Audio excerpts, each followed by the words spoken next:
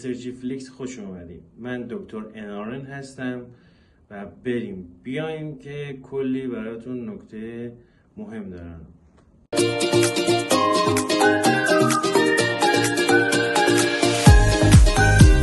خب همونطور که بهتون قول داده بودم از سری ویدیوهای آموزشی که قرار براتون از این به بعد بذارم برای آموزش فصل به فصل کتاب لارنس و حالا اگه تموم شد بعدش میریم سراغ شورتز و کار کردن روی تست ها و آزمون دستیاری و پرینترنی و روش هایی که میشه به صورت شورتکات و خیلی سریع به جواب رسید و که به قول معروف حالش رو ببرید. ولی این که رفرنس توضیح بدم، رفرنس لارنس نسبت به شورت خب خیلی شسترفته تره، خیلی مختصر گفته شده، مطالب توش یه مقدار نامنظم توضیح داده شده. حالا من سعی میکنم اول ویدیوها رو بر اساس خود تکست بوک انگلیسی لارنس که ترجمه کردم بر اساس اون توضیح بدم، با تمام حالا نقصانی که داره، حالا کم و کسری که داره خود تکست توضیح بدم و بعدش بیام جداگونه با تلفیقش با شورتس بتونم اون درس و مبحث رو بهتون به شیوه راحته توضیح بدم. زیاد دیگه پرحرفی نمی کنم، بریم واسه اولین جلسه فیلم آموزشی مبحث مدیریت بیماران جراحی ارزیابی بیماران جراحی قبل عمل، حین عمل و بعد عمل که میشه فصل 1 کتاب لارنس 2019 جراحی. خب اسلاید اول که خب ارزیابی قبل عمل و مدیریت بیماران جراحی هستش. میایم اسلاید بعدی. به طور کلی مقدمه جراحی و بیهوشی عمیقا خب حالت فیزیولوژیک و طبیعی بدن خب تغییر میده، چون به عنوان تروما و یک استرس محسوب میشه هم جراحی و هم بیهوشی. و وظیفه ارزیابی قبل عمل تخمین توانایی بیمار برای پاسخ به این استرس ها و تغییراتی که رخ میده هستش. حالا من شروع میکنم تمام چیزای حالا مهم یا غیر مهم هم آوردم چون بر اساس خود تکست بوکه و حالا که جلوتر میریم بهتون میگم کدوم مهمه، کدوم فقط بخونید که گوشتون آشنا باشه بهش. این پارت اولی که میخوام توی این مبحث توضیح بدم اقدامات قبل عمل هستش، شامل اسکرینینگ و شرایط آماده سازی بیمار هستش. نتایج آزمایشگاه طبیعی در طی 4 ماه پس از عمل یک جراحی انتخابی به صورت الکتیو که نیاز به تکرار نداره. به عبارت دیگه خب قبل عمل ما میدونیم که تا 6 ماه آزمایشاتی که داریم قابلیت استناد داره و نیازی به آزمایش قبل عمل نیست اگه تا 6 ماه قبل داشته باشه. بعد عمل میگه حالا 4 ماه هم گذشته باشه نیاز نیست که دوباره آزمایش رو تکرار بکنید، اتفاق خاصی نمیفته و همین که حالا یه هیستوری بگین از بیمار کفایت میکنه. اولین مبحث هموگلوبین و کلا خون هستش واسه آماده سازی قبل عمل. قلب‌آگری روتین هموگلوبین فقط تو افرادی باید انجام میشه که میخوایم روشی که حالا جراحی میخوایم انجام بدیم خون زیادی قرار از دست بدن. عددی که گفته تقریبا گفته بالای 500 سی سی. یا اینکه افرادی هستن که مثلا مبتلا به کمخونی آنیمیتالاسمی هستن و بدون که حالا تیم درمان بدونه اینا مبتلا هستن و ما واسه این افرادی هموگلوبین چک میکنیم که ببینیم نیاز به پکسل یا رزرو پکسل داره یا نه. بیماری که سابقه کمخونی دارن، بیماری که بدخیمی دارن، نارسایی کلیوی دارن. چرا؟ چون تو نارسایی کلیوی ما میدونیم که ما خودش یه جور آنمی در واقع میکروسیتیک میده، حالا در شرط مزمن در واقع نورموسیتیک یا ماکروسیتیک هم ممکنه بده. بیماری قلبی مهمه، چرا؟ چون کمخونی تو بیماری قلبی خودش استرس داست و کار قلب زیاد میکنه. دیابت و خود حاملگی، چرا؟ چون تو حاملگی هم هموگلوبین برای ما مهم هستش پس اینا نکات مهم این قسمت همینه که یاد بگیرین که کدوم بیمارا نیاز دارن که قبل عمل ما هموگلوبین چک کنیم براشون. اسلاید بعدی کراتین هستش که ارزیابی غلظت پایه در واقع الکترولیت سرم از جمله کراتین سرم تو افرادی که شرح حالشون یا تو معاینه فیزیکیشون حاکی از بیماری مزمن پزشکی هستش، حالا هم از دیابت، هایپرتنشن، بیماری قلبی عروقی، کلیوی یا کبدی، هر بیماری مزمنی داشته باشه ما یک کراتین بیس ازشون میخوایم، الکترولیت در واقع بیوشیمی میخوایم. بیماری که پتانسیل از دست دادن مایعات و الکترولیت هم دارن، مثل افرادی که طولانی مدت دارن دیورتیک میگن، مثل اسپرینوکتون، تیازی، لوپ دیورتیکا، چون دارن دیورتیک مصرف میکنن، ما یک کراتین براشون میخوام که ببینیم آیا بعد عمل دچار AKI یا عوارض در واقع ناشی از عمل میشه کلیهشون یا نه. یا افرادی که در واقع استفراغ‌های غیر قابل درمان دارن، چرا؟ چون دارن مایع از دست میدن و خودش باعث چی میشه؟ در واقع پرینال ازوتومی میشه. واسه اینا کراتین درخواست میکنیم. باید قبل عمل الکتروسترون رو تعیین کنیم. سالمندان در معرض خطر در واقع کم آبی مزمن هستن. در نتیجه کتاب توصیه میکنه که تو سالمندان هم، این هم مهمه چون جدا نوشته شده ممکنه از دیدتون خارج بشه، سالمندان هم با توجه به که حساسن به زیادی اوورلود مایع یا برعکس کمبود مایع یک کراتین چک میکنه. خیلی از اینا که دارم بهتون میگم نیاز به حفظ کردن نداره، منطقیه و فقط باید یه بار بخونید که ببینید داستان چه قراره. آزمایش ادرار قبل از عمل فقط تو بیماران توصیه میشه که علائم دستگاه ادراری دارن، مثلا علائم مثلا دریبلینگ دارن، علائم بی پی اچ دارن، یا عفونت ادراری دارن، یا سابقه بیماری مزمن دستگاه ادراری دارن، یا افرادی که میخوان اقداماتی که تو خود قسمت اورولوژی در واقع براش انجام بشه، حالا میخوان سنگ در واقع بردارن عمل بشه، یا میخوان تیارس کنه یا پروستاتکتومی کنن، هر دستکاری بخواد تو سیستم اورولوژی بشه ما یه یو ای پایه میخوام. علاوه بر اون هم این که حالا کلا علائم مزمن دستگاه ادراری علائم داشته باشه، مثال عفونت تا چیزی که بهتون گفتم. در ادامه نکته جالبش اینه که از مشاوران پزشکی نباید خواسته بشه که بیمار رو برای یک عمل جراحی به صورت کلیر و در واقع آماده کنه برای شما، در حالی که اون ارزش اصلی که در واقع مشاوره پزشکی ما حالا خصوصا تو اورولوژی میخوایم، چون تو پشت بند مبحث اورولوژی گفته شده اینو میگم، بیشتر درجه خطر رو واسه ما مشخص کنه. آیا این عملی که ما میخوایم انجام بدیم با توسط اون ارگان، حالا اگه قدرت بوده مشاوره قدرت دادیم، اگه اورولوژی بوده مشاوره اورولوژی دادیم، یا نورولوژی یا هر چیزی، با تعیین ریسک بده، با ما بده های ریسک، در واقع مدل ریسک، لو ریسک، و اینکه توصیه با ما بده که برای آماده سازی بیمار واسه اینکه عمل جراحی که میخوایم انجام بدیم، چه این عمل چه بعد عمل خوب پیش بره و اتفاق پیش نیاد، به ما یه ریکامندیشن و توصیه‌ای بده.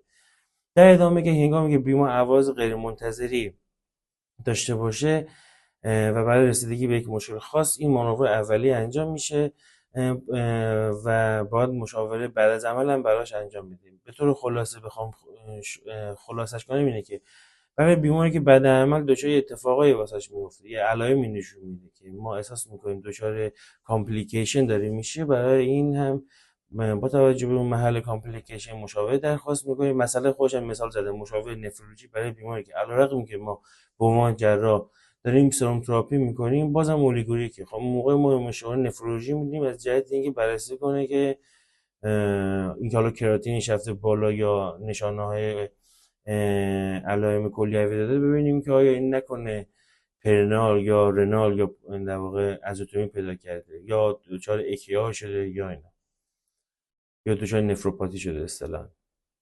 ارزیابی قلبی هم که خب پاسخی که قلب و سیستم قلب عروقی نسبت به استرس، حالا مثل جراحی یا چیزای دیگه، تروما یا هر چیز دیگه میده، معمولا با افزایش کاتکولامینه که ناشی از در واقع وجود درد و اضطراب مرتبط با عمل جراحی هستش، یا اینکه خود فرآیند بیماری جوریه که باعث میشه که سیستم قلبی بیمار توش در واقع تغییرات رخ بده، مثل افزایش کاتکولامین. نتیجه این افزایش هم باعث نیاز به در واقع دیمند اکسیژنی میوکارد میشه، پس در نتیجه ریسک امای ممکنه قبل عمل یا بعد عمل یا حین عمل بره بالا، و عوارض دیگه مثل ترومبوز و اینا هم مهمه که اگه اینا مستعد باشه ما یه ارزیابی عروقی قلبی باید انجام بدیم.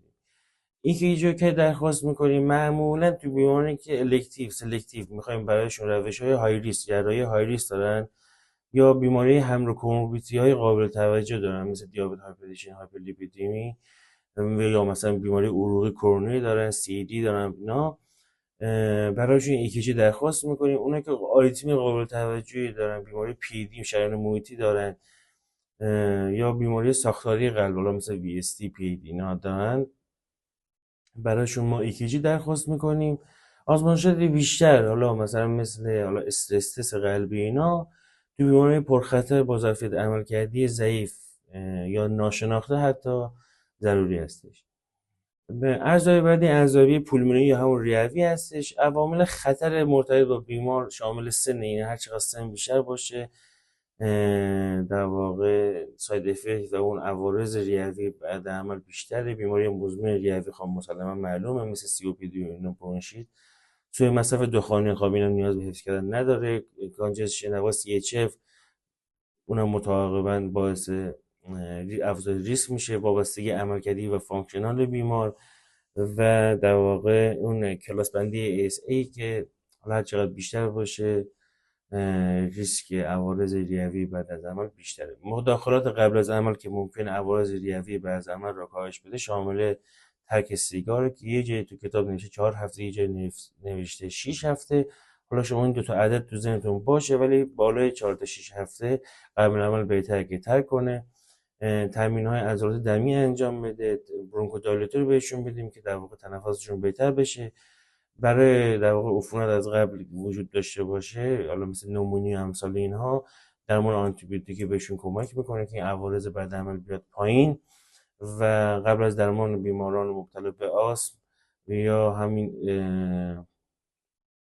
استروید ها هم همین اونایی که بیماری در واقع استروید هم مصرف میکنن ریسک عوارض ریوی بعد عملشون هم بالا میره. یکی از این ارزیابی چست ایکس ری هستش، گرافی قفس سینه هستش که معمولا توی بیماری که نرمال علائمی نداره، ریسک فاکتوری نداره، نیاز نیست. پی اف تی یا پولمونری فانکشن تست معمولا در عادی نیاز نیست و چک رو فقط زمانی انجام میدیم که بیمار قراره تحت جراحی توراکس قرار بگیره و یا کسانی که علائم و یا نشانه های در واقع ساین سیمتوم های بیماری فعال ریوی دارن، حالا از نومونی، برونشیت، برونشیکتازی، آی پی اف، سی او پی دی، آمفیزم، حالا هر چیز بیماری فعال در واقع یا تی بی یا امثال اینها بیماری های فعال ریوی داشت. پس دو تا جای شد، یکی این که بیمار میخواد جراحی توراکس انجام بده تو قفسه سینه یا اینکه بیماری اکتیو ریوی داشته باشه. بعد این در واقع نارسایی کلیه هستش که این تعریفی که CKD داره، کرونیک کیدنی دیزیز، که به عنوان آسیب کلیه کاهش عملکرد کلیه برای 3 یا بیشتر از 3 ماه هست درجه. پس اگه زیر 3 ماه بود CKD دیگه نیست. ESRD هم که در واقع یک اصطلاح رایجی که نشون دهنده در واقع درمان موزون با دیالیزه که بیماری که کاندید پیوند هستن تا بخوام پیوندشون انجام بشه باید دیالیز انجام بشن. توی ESRD در واقع یه جوری شات داون شدن کلیه هستش و به درجه خاصی از عملکرد کلیه اشاره نمیکنه. پس تو ESRD ما فانکشن کلی دیگه برامون نیست که حالا عملکرد چجوریه. کلا بیماری که مزمن نیاز به دیالیز دارن و کاندید پیوند کلیه هستن بهش میگن در واقع اند استیج در واقع رنال دیزیز محسوب میشه ESRD. در حین عمل شایع‌ترین اکیوت کیدنی اینجری ثانویه به ATN رخ میده. خطر ابتلا به AKI در بیماران جراحی تقریبا 1%. حالا این عددی که آوردم فقط این عدد یادتون باشه که ممکنه تو سوال براتون اینجوری بدن که مثلا خطر به عنوان گزینه باشه، به عنوان عبارت باشه که شما درست یا غلط رو بخوان و بنویسن خطر ابتلا به AKI در بیماران جراحی تقریبا 70%. خب این غلط 1%. میخوام بگم نادر، واسه همین آوردم میشه. در ادامه عوامل مرتبط با افزایش خطر اکیوت کیدنی اینجری شامل سن، مسلما سابقه قبلی بیماری کلیوی، خب اینا مشخصه.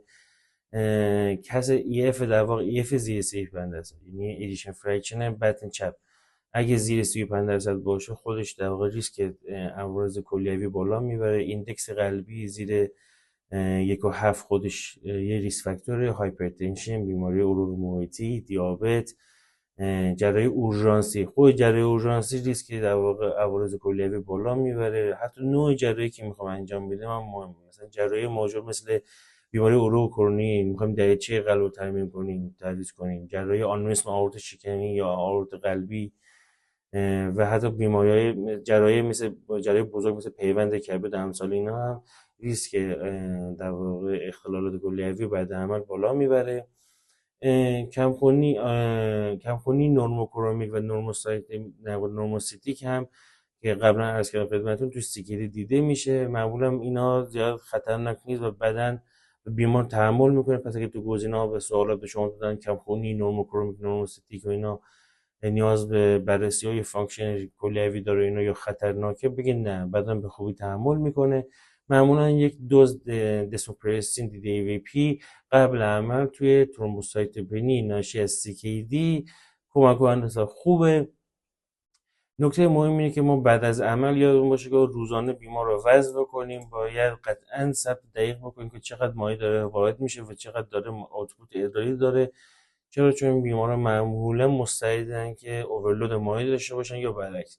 داروهای ضد التهاب غیر استروئیدی همون انسید ها مثل کترولوک امثال اینها به دلیل عوارض نفروتوکسیک معمولا توصیه نمیشه که حالا تو فیلم سیستم آنژیوتانسین که تو همین کانال گذاشتم بهش مراجعه کنیم و به طور کامل گفتم که کجا اثر میکنه و چه عواقبی داره مصرف انسید. عرضم موضوع شما که علیرغم طیف عظیم در واقع مشکلات بالقوه که بیمار جراحی مبتلا به CKD با مواجه هستش، جراحی الکتیو رو میتونیم با خیال راحت تو این گروه انجام بدیم. خب این نکته مهمه. اوکی، مدیریت دقیق مایعات رو عرض کردم خیلی مهمه.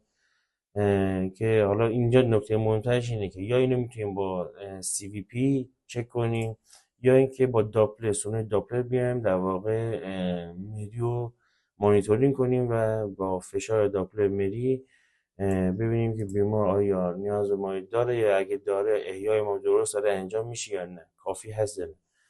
الکترولیت‌ها به ویژه پتاسیم، کلسیم، منیزیم و فسفر باید با دقت دنبال بشه که اینا هر کدومشون دلیلش مشخصه. چون تو بیماری کلیوی در واقع ما شده ثانویه یا اولیه تو دفعشون یا ترشحشون یا بازجذب این املاح مشکل داره.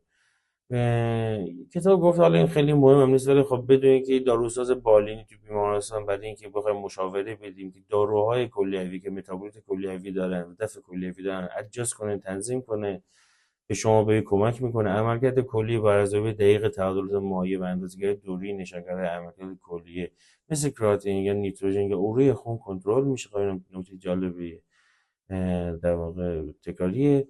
دیالیز، اضافه بار حجمی با نارسایی احتقانی آشکار قبل یک بیمار آنوریک یکی از اندیکاسیون های دیالیز هستش. یعنی چی؟ یعنی بیماری که اوورلود مایع داره، مثلا نارسایی قلبی داره و میبینید که بیمار دفعه دار نداره، در نتیجه خب این مایعی که داره وارد بدن میشه با توجه به کانجسشن قلبی که داره خب کجا میره؟ باعث اوورلود مایع میشه و این اوورلود مایع تو بدن خودش عوارض وخیمی داره. ما با دیالیز رو رفع میکنیم.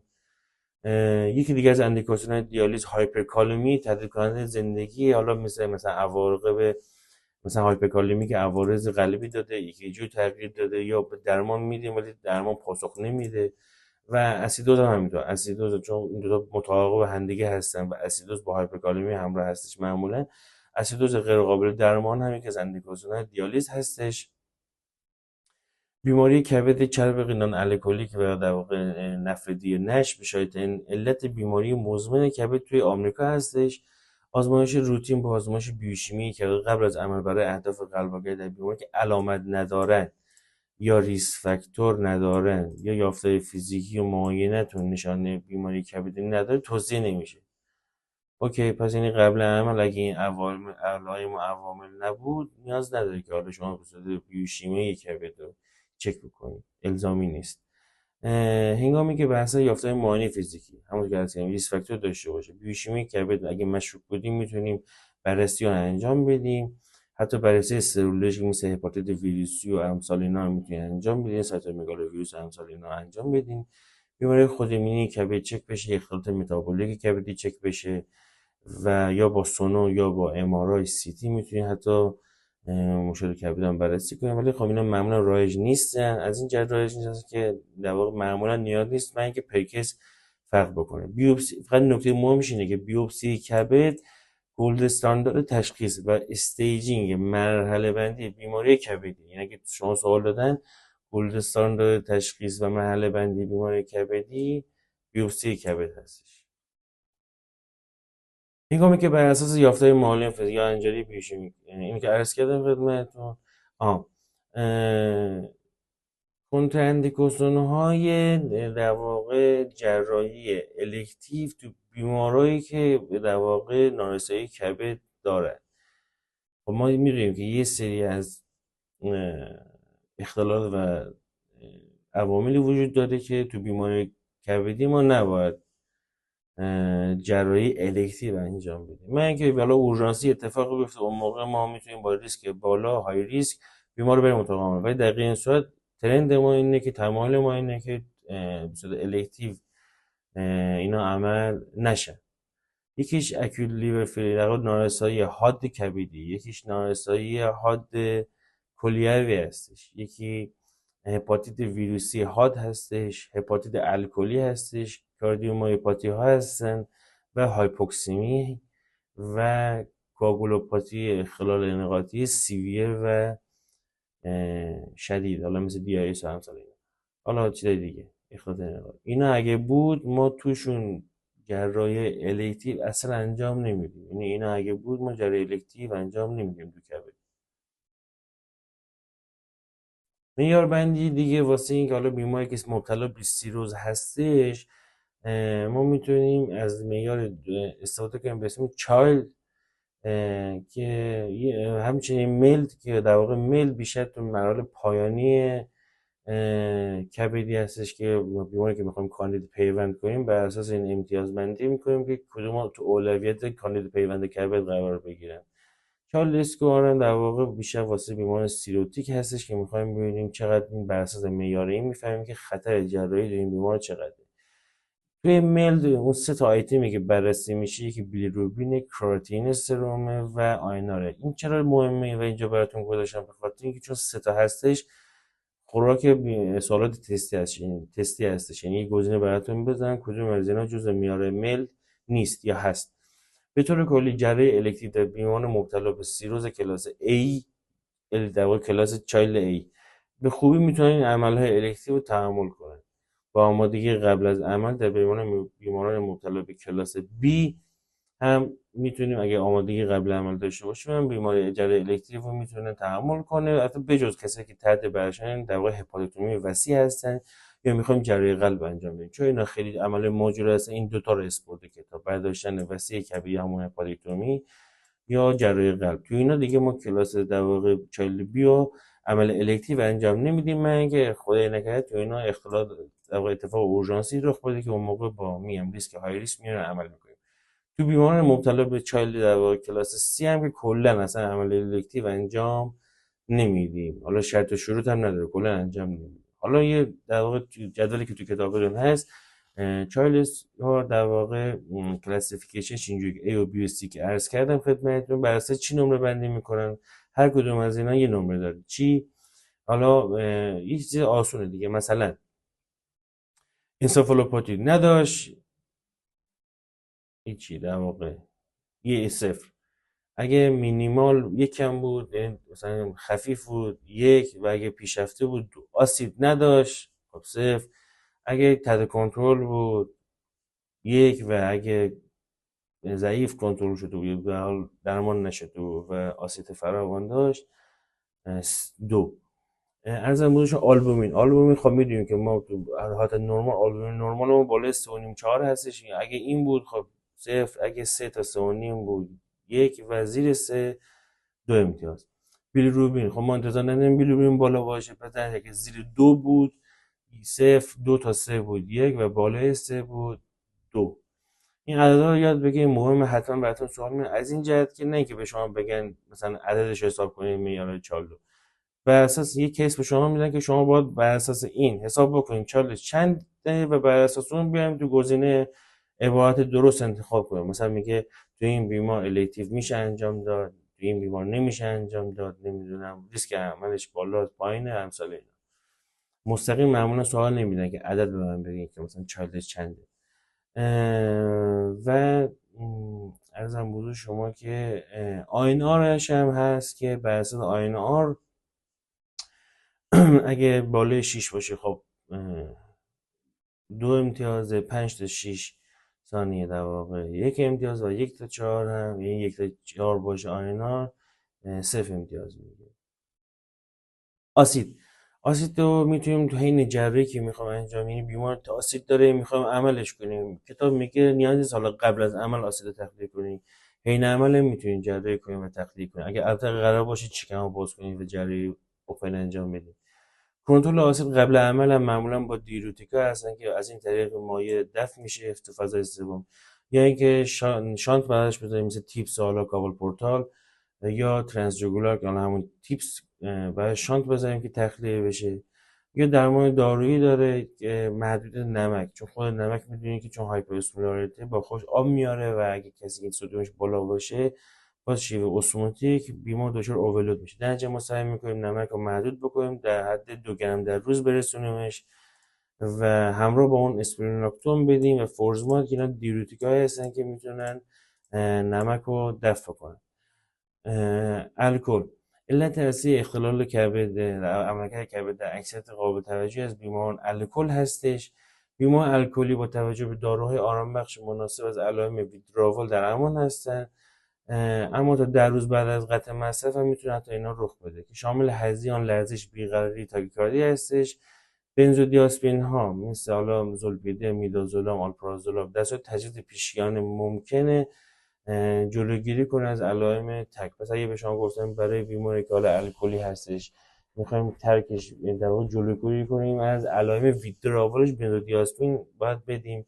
دلیریوم ترمنس در واقع درمان نشده نرخ مرگ و میر خیلی بالا میره، تا حد 50% حتی میکنه مرگ رو بالا ببره. این میزان با درمان مناسب به 10% میرسه. پس این هم یه نکته نسبتا مهمیه که ممکنه طرح مریض باشه سوال بده بگه به 0 میرسه، یا مثلا اینا شما میگین نه پایین میاد ولی به 0 نمیرسه. و کلا هم بدونید که این نوع دلیریوم خاص ریسک مرتدیش بالا هستش.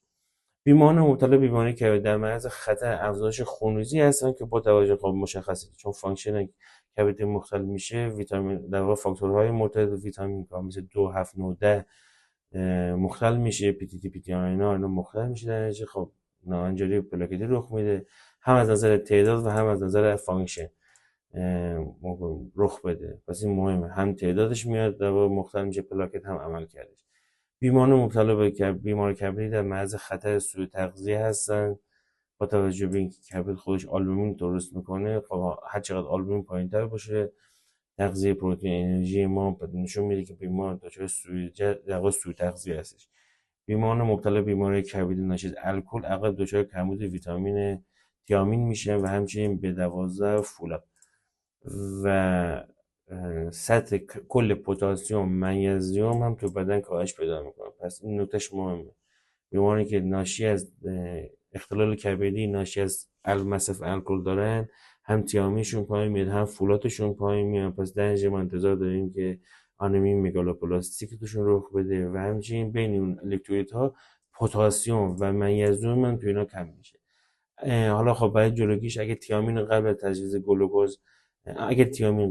تجویز گلوکوز داده نشه دچار در واقع سندروم ورنیک کورساکوف میشه که شامل آتاکسی علائم ممکنه به سوال به شما بدن بیماری اومده آتاکسی افتالموپلژی داره و کانفیوز و گیجه و بیمار سابقه مصرف الکل داشته.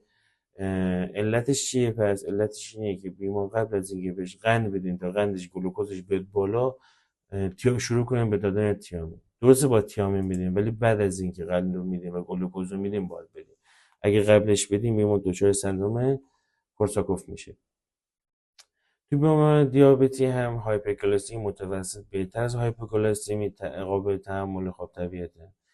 گاستروپرهیزی که ناشی از نوروپاتی اتونومیک رخ میده تو بیماران دیابتیک، مثلا اختلال در واقع تخلیه معده رخ میده توشون. اگر بیمار سابقه سیری طولانی مدت بعد غذا خوردن یا یبوست داشته باشه، معمولا به گاستروپاتی شک میکنیم، چون تخلیه معده کنده و به تاخیر رخ میده. صدای سپلش پاشیدن مایع با گوشی پزشک روی معده شنیده میشه که انگار که مثلا داخل یک کیسه مثل مشک آب هست، تکون تکون میده، صدا میده، یه همچین صدایی میده. در زمانی که معده باید خالی باشه ممکنه حتی گاستروپارازی علائم نشون بده. بیماری که برای کنترل دیابت خودشون به انسولین نیاز دارن، باید دوز مصرفی خودشون رو برای جبران دوره‌هایی که غذا مجاز نیست و NPO هستن، یا زمانی که بیمار پاسخ هایپوگلیسمی به استرس داره میده، یا مثل جراحی تروما که تو فاز استرس ناشی از جراحی تروما بیمار خودش دچار در واقع هایپوگلیسمی میشه، از نظر بینی باید تنظیم بشه انسولینشون. خلاصش میشه با اون انسولینی که قبل از عمل مصرف میکرده و قندش تنظیم بوده نمیتونه با همون دوز ادامه بده، باید ادجاست بشه. در مورد مصرف انسولین اینه که سه تا در واقع راهکار داره. معمولا هنگامی که بیمار مصرف پیو داره، خوراکی نداره و در واقع MPO هستش، مثلا NG داره، یا مثلا قبل عمل 12 شب بعد میخوایم بیمار رو MPO کنیم، نیمه شب روز قبل از عمل انسولین رپید و ایمیدیت در واقع نمیدیم، چون فایده نداره. به جاش از انسولین های در واقع میان اثر و لانگ اکتینگ استفاده میکنیم با دوز 2/3 دوز معمولی در واقع عصر شب قبل از عمل و 1/2 از اون دوز معمول صبحگاهی که هر روز مصرف میکردم صبح روز جراحی بهش تزریق میکنیم. داروی خوراکی طولانی اثر رو 48 تا 72 ساعت قبل از عمل باید قطع کنیم. دیگه مریض میره روی انسولین در واقع انسولین چات و انسولین تزریقی، در حالی که داروی رپید اکتینگ رو میتونیم شب قبل یا روز جراحی هم قطع کنیم. خب مسلمه، چون طول نیمه اثرشون در واقع کوتاه مدته، شما میتونید هم شب قبل یا حتی روز عمل هم جراحی قطع کنید، هیچ اتفاقی نمیفته. ولی داروی خوراکی چون طولانی اثر هم هستن 48 تا 72 ساعت باید قبل از عمل قطع بشه. بیماری که باید انفوزین مداوم دکستروز 5% مثلا بگیره برای تامین 10 گرم گلوکوز در ساعت، در واقع ما بهشون انفوزین سرم مداوم میدیم. یعنی چی؟ یعنی اینکه برای اینکه افت قند پیدا نکنه ما مداوم بهش دکستروز 5% میدیم و برای اینکه از اون طرف دکستروز 5% بیمار هایپوگلیسمی نکنه، ما انسولینی که داریم میدیم هم دکستروز 5% بهش میدیم، هم 10 گرم گلوکوز در ساعت.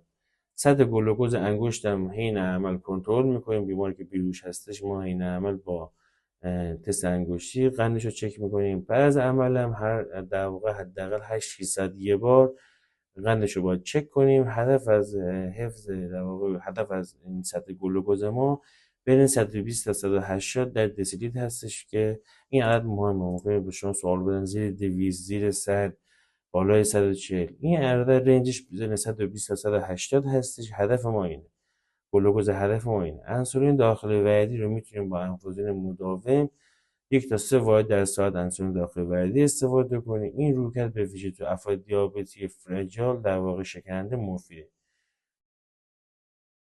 این نظر خیلی مهماش میشه همون 1 و 2 و سومی هم که خب دیکی که تو ادزار دیابتی هستش به صورت تهوع، استفراغ، اتساع شکم یا همراهی با پولیوری داره که معمولا با انتقال مایع حین عمل اشتباه گرفته میشه. ظاهر میشه سطح گلوکوز کمتر از 250 میلی گرم در دسیلیتر به این معنی نیست که بیمار در معرض خطر ابتلا به دیکی نیست. یعنی انتظار قند بالا الزاما نباید داشته باشیم.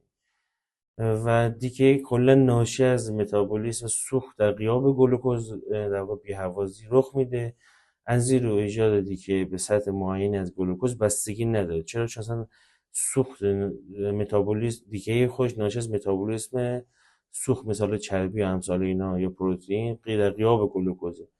در پس لزوما با سطح گلوکوز ارتباطی نداره. بلکه به عدم وجود انسولین تو بدن مربوط میشه. یعنی چون انسولین پایینه یا وجود نداره، بیمار دچار دیکی میشه.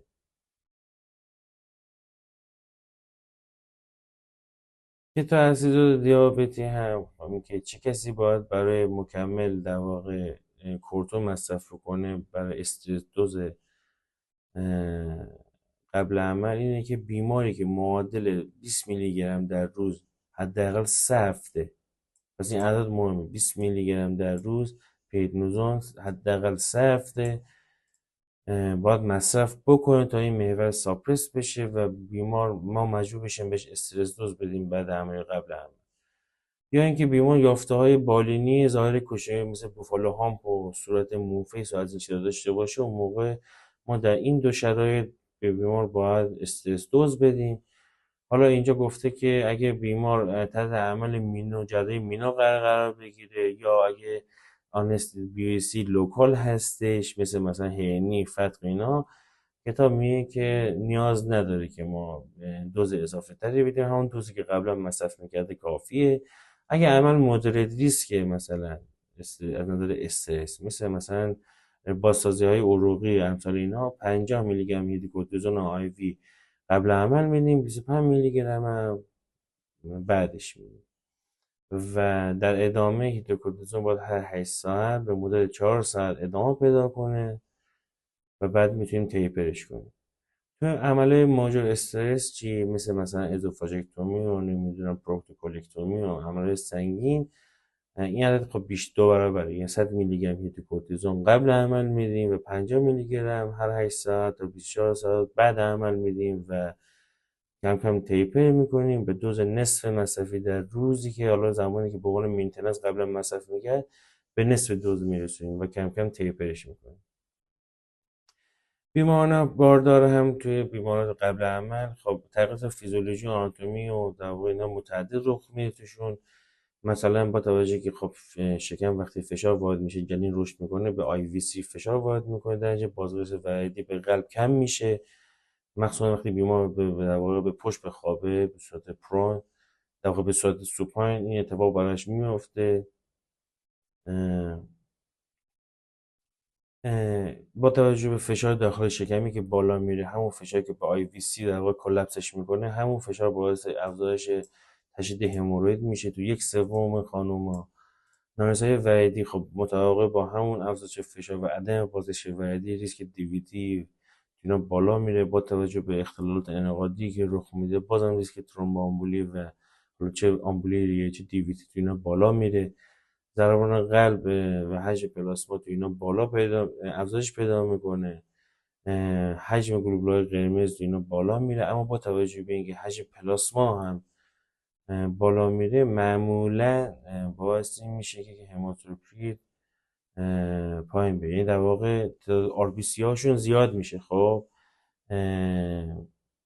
ولی حجم در واقع پلاسمایشون هم زیاد میشه، اما چون حجم آر بی سی به اندازه اون پلاسما و اون اوورلود مایع که ادم میکنن ورم میکنن به اندازه اون حجم مایع تو بدن بالا نمیره، نسبت آر بی سی به اون حجم پلاسما باعث میشه که عدد هماتوکریت ما پایین بیاد.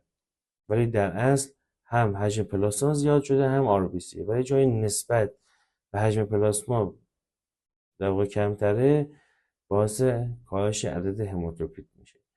تولید اسید معده خب تو خانم‌های باردار بیشتره، اما بیشتر از اون در تخلیه معده رخ میده. با توجه به اون عملکرد پروژسترون و کاهش انقباض عضلات صاف معده، ما یه جوری گاستروپارازی هم تو اینا داریم، افزایش ریفلاکس داریم تو اینا. اگه قرار باشه اینا تو زن حامل باردار نیاز باشه جراحی کنیم، 3 ماه دوم بهترین زمانه و احتمال اینکه حالا زایمان زودرس رخ بده یا سخت خود به خودی رخ بده تو اینا کمتره. هر زن آسیب دیدی حالا ترومایی تو سنین باور باید از نظر بارداری اینا به تایسجی باید چک بکنیم، این نکته مهمیه. مطالعات تشخیصی باید در صورت نیاز انجام میشه و به دلیل در واقع ترس از تراتوژنیز بودن مدالیت‌های تشخیصی مثل سی تی، گرافی و اینا نباید مانع این بشه که ما بررسیمون رو کامل کنیم. برخلاف اون چیزی که تو روتین که بیمار مثلا میگه نه نکنین اشعه میبینه، از این صحبت ها نیست. میشه انجام داد. اندیکاسیون‌های جراحی تجسسی و اکسپلوژن لاپاروتومی به دنبال ترومای مادر شامل خونریزی داخل استفاقی، آسیب‌های احشایی توخالی مثل روده، کلون، آسیب نافذ شکمی، ترومای نابافذ خودت تفنگ مثلا تیر، نمیدونم چاقو، آسیب رحم یا جنین. اینا همه اندیکاسیون‌هایی اینه که شما سریع بیمار رو یه اندیکاسیون لاپاروتومی تجسسی براش انجام بدید. جدا شدن این جفت باعث میشه که خونریزی واژینال بده. البته این گفته همیشگی نیست، اینجوری که همیشه مدام واژینال بدیم بده، ممکنه یه لحظه بده، نیم ساعت بده، دیگه تکرار نشه. رحم ولی صفر میشه، این نشانه خیلی مهمیه، تنس میشه و بزرگتر از حد انتظار برای سن حاملگی میشه رحم، که این موقع ما شک میکنیم که بیمار با توجه به جدا شدگی جفت دچار سقط جنین شده. نکته مهم آخر این که همه زنانی که آرش منفی هستن و تحت تروما هستن یا تحت تروما قرار گرفتن، حالا چه جراحی چه تروما فیزیکی یا آسیب تصادفات اینا، اگه آرش منفی باشن باید درمانشون آرش ایمونوگلوبین باید در نظر گرفته بشه و بهشون بزنیم، مگر اینکه آسیب خیلی خیلی جزئی باشه و از رحم فاصله داشته باشه، اون موقع میتونیم صرف نظر کنیم. در این صورت تمام بیماران آسیب دیده آرش منفی باید یه آرش ایمونوگلوبین بهشون تزریق بکنیم. این تا رسیدیم تا سر اپراتیو در واقع منیجمنت ارزیابی حین عمل. این پارت یکه که در ادامه براتون انشالله هفته بعد پارت دو هم براتون میذارم. مرسی توجهتون، خدا نگهدار.